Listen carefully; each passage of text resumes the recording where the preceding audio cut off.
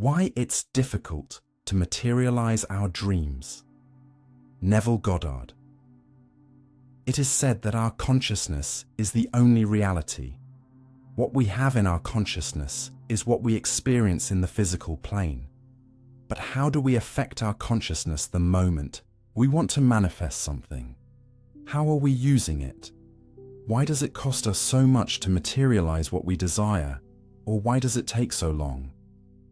In some instances, this happens because we haven't formed some important concepts regarding the subject of manifesting something. That's why I want to share some concepts that, when well understood and well applied, can help you have wonderful manifestations. It is my intention to help you free yourself from what causes you so many obstacles. The false and true meaning of desire. We've been taught for many years by society, school, friends, parents, family, that desiring means wanting to have, be, or do something that we are not or do not have. Desire has been projected into our consciousness as a synonym for aspiring to be, do, or have something that is far from us, something we don't possess. We interpret desire as an action and effect of coveting or aspiring to something. Since our consciousness is the only reality, by being erroneously conscious that desire means wanting something you don't have, we then conclude that when desiring something, that something simply doesn't exist. It's very important that you change this false concept and replace it with the true meaning of desire. What does desire mean? When your cell phone rings, it's notifying you that you have a message or a call. And that's the point. You already have a message or a call. It doesn't mean that in 5 minutes someone will call you or write to you. You don't have to wait for it because it already is. It already exists. The same happens with your Facebook. A red symbol with a number means you already have a message or more messages or notifications. Just like the cell phone example, it doesn't mean something is still going to arrive for you, but that it has already arrived. The same thing happens with desire. Desire is a notification that you already have something in your life. God within. You sent you a notification in the form of desire to let you know that you already possess something. If your cell phone or Facebook never notified you of messages or calls, you would never know about them. But thanks to the cell phone or Facebook, you can know exactly when you receive these messages or calls. And the same thing happens with us. We are like a cell phone. Desire is a notification that something has just arrived in our life, that we already possess something. It's the voice of God saying, I give you this, and I send you an alert in the form of desire. I know it's a somewhat difficult example to accept, but we have to understand that if we don't have a good concept of what desire means, then we will deprive ourselves of many things until we manage to convince our consciousness that we already are, have, or do what we desire. And a shortcut to make things materialize more quickly is to give consciousness a new meaning about desiring or about desire.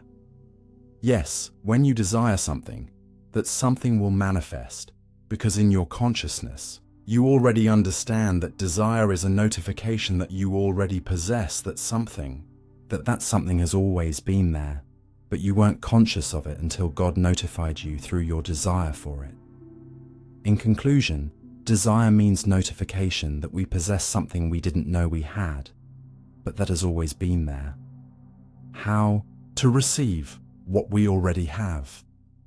We've already talked about the true and correct concept we should have regarding desire. One thing is knowing that you already have what you desire, and another thing is receiving it. If the phone rings, you know you have a call. You don't need to wait for it, because it's already there.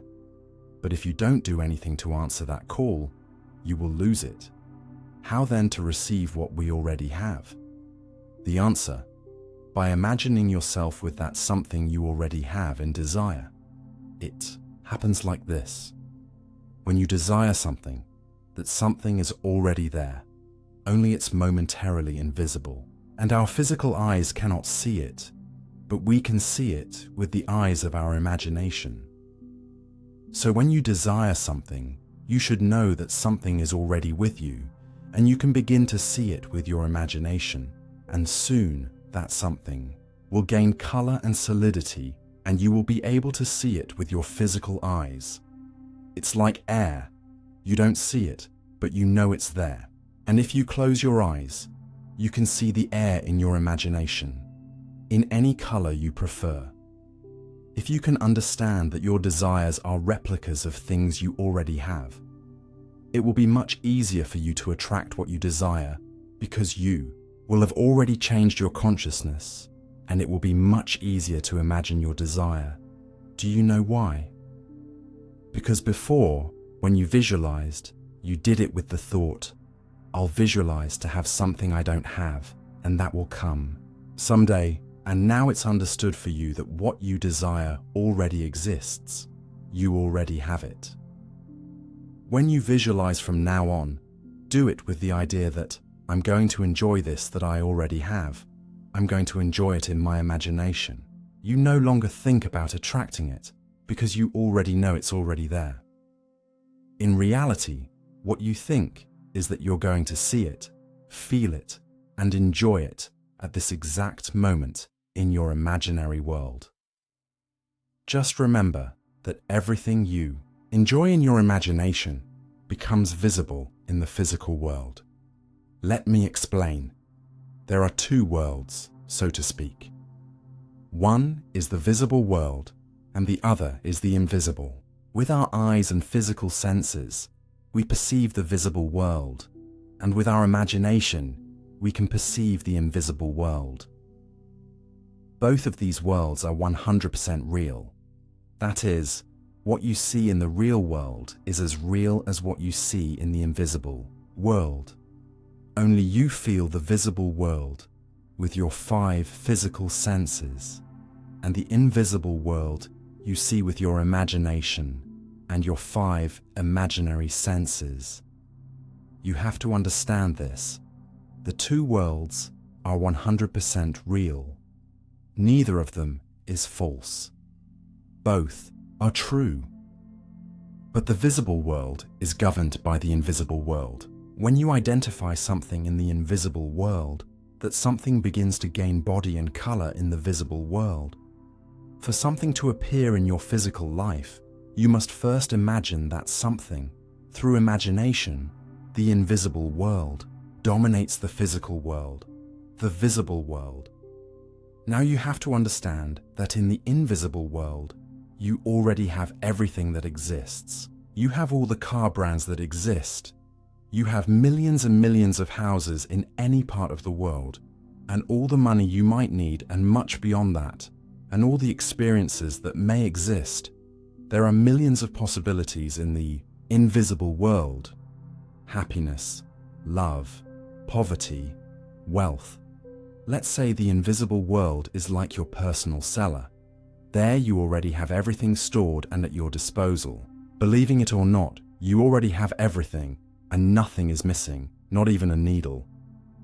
Now, if you want something to materialize in your physical world, first, you must go to your cellar, and you do this with your imagination.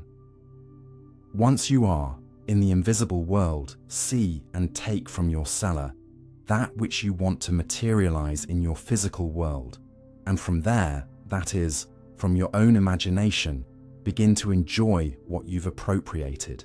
And remember that the imaginary world is 100% real, and that which you have appropriated for real. It's not fiction, it's real, and the more you enjoy it or occupy yourself with it, the faster it will gain body and color in your visible world. Then when that happens, you can enjoy it also in your physical world, just as you did before in your imagination. Let's conclude like this. Your imagination is the way by which you access the invisible world. And in the invisible world, you have a cellar that is already real, and there you have everything you can imagine. Once being in your imagination, take something from your cellar and begin to enjoy it. In due time, that something will take body, and color in the visible world. Remember that that something has always been there, only you couldn't see or feel it because it had neither color nor form. But with your imagination, you began to give it solidity until finally you could see it with your physical eyes. For example, if you want a new table in your living room, that table has always been there. Only when you pass by it, you don't feel it or see it, nor do you bump into it, because that table, even though it's there, remains invisible to you. It has no color or solidity. But when you begin to imagine each night or each day the model of table you want, that table that has always been in your living room, which before was invisible, begins to gain body, volume, solidity, and you will then be able to see it with your physical eyes. There is no other way. This is the way. But you must understand that with your imagination, you don't create anything. In fact, what you do is give color, form, and solidity to what you imagine. You should also rid yourself of the false concept that was passed to you. You don't create anything, because how can you create something that already exists? What you should do is imagine and give color and solidity to that invisible something that already exists, so that you can physically feel it in your visible world, where apparently it doesn't exist. The meaning of being. God, it's very bold to say this, but it's the truth. Many writers who talk about new thought and about the new true essence affirm that we are one with God and that we are God. For many people who are beginning to receive this type of information, this affirmation sounds like boldness or untruth. This type of reaction is understandable because for many years, religions have taught that God is a being separate from us. But as they advance in the study of truth, they begin to understand that God is our own imagination, that is ourselves. We are God. Do you understand what that means? Have you grasped the true meaning of this statement? How far can we go by recognizing the truth of this affirmation? If you recognize that you are God, you must understand then that nothing in this life is lacking for you. You are the owner of everything you see. To understand this, let's analyze God. If he were here physically and wanted a laptop, for example, he simply wouldn't buy it. Because as he is Almighty God and owner of the whole world, since he created everything that exists, then he is the owner of that laptop. Just as he already has everything he desires since the foundation of this world, the same happens with any material matter. God, being who he is, already has everything. All houses belong to him.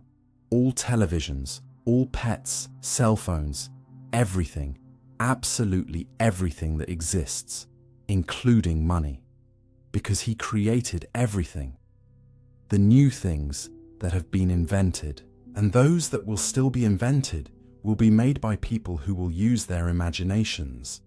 And since imagination is God, then it will be God who will have created such inventions. Can there be anything that doesn't belong to God? Can you imagine him begging for a few cents when he is the absolute owner of all the money in the world? Can you see him frustrated for wanting to have some material object when he possesses everything that exists? Do you see him in some hospital, bed, the Almighty God, giver of all life? Can you see him sick? Now you can understand. If you understand what God is, you must also understand that nothing, absolutely nothing, can be lacking for you. If you desire some material good, declare yourself already possessor of what you desire. Do you desire money? Well, don't do that anymore. Because why would you desire something you already have? If you truly desire money, you should understand that you already have it. Imagine yourself with it. Do you want to heal some illness of yours or of someone else? Simply declare that you or the other person, being God, is not sick, because God never gets sick. And imagine that you or the person you want to see with health is completely healed, because that is your reality as a divine being. I wish with all my heart that you understand that in reality, you don't need anything and that you already possess everything. You shouldn't even worry about that conflict you have with someone, because that someone is God, and God is good, and He is never in conflict with anything. There is nothing more you have to think about, only that you already possess everything, and begin to imagine yourself as complete or with what you desire so that it soon materializes. Therefore, don't wait any longer. If you have already understood that you are God, begin to declare that you are already the owner and possessor of everything. This is a bold audacity, but it is our truth. Imagination. After you understand what imagination is, you can realize that everything you desire is already there with you. You don't have to wait for it because everything already exists. You don't have to wait until it materializes because it is already a fact. Imagination is not something unreal, a fantasy, or an illusion in your mind. Imagination is totally real. Let's suppose that at this moment you are in the bathroom, then you go to the kitchen. Which part of the house is more real, the bathroom or the kitchen? Is either of them a fantasy? Of course not. We all know they are two environments, just different ones. They are totally real. Neither is more real than the other. Both are true. Well, the same happens with imagination and the visible world. One is the physical environment, and the other is the imagination environment. Both are two distinct environments, but both are totally real. Neither is more real than the other. All are true. In the physical environment, we enter with our 5 physical senses, while in the invisible environment, we enter with our imagination and imagined sensations. And I repeat, both are real. Only there is one difference. The imaginary. Reality predominates over the physical reality. The world of imagination controls the physical world. It will never be the opposite. Everything you live in imagination is 100% real. It's not fiction or fantasy. It's not an illusion. It's totally true, just as it is in the physical world. But this physical world is altered by what you live in your imagination. I want to explain this in the following way. Let's suppose that this week you travel to another country. You will have to leave your country of origin, and in the rush to depart, you end up leaving your cell phone at home. Arriving in the other country, when asked if you have a cell phone, you naturally respond that yes. You don't doubt it for a second because you are sure that it is so. Even though it's not with you at that moment, you know you have it. The same happens with imagination and the physical world. When you desire something, you already really have that something, even if you can't see it physically. Imagination is your country of origin, where you know you have that cell phone, this country, and the country to which you traveled in the physical world. Both are totally real. You know this. You are 100% sure about it, and you feel the reality of this truth. Both countries are real. You must understand this until you can feel the reality of this statement. Both worlds, imaginary and physical, are totally real. For many years we were taught that it wasn't so, that the only reality was the physical world, that being realistic was accepting only physical reality. But it's not like that. It's not quite like that. We must understand and accept. Imagination is also real. And when you visualize or imagine, you are not living something false. What you live in imagination is real and true. If you want a TV and you imagine it, that TV is already 100% real. You don't have to wait for it to materialize to start enjoying it. You can do that at this exact moment from now on, because that TV is already real in your imagination. That healthy body you imagine is real. That money, that trip is also already real. Everything you imagine is already totally real and true.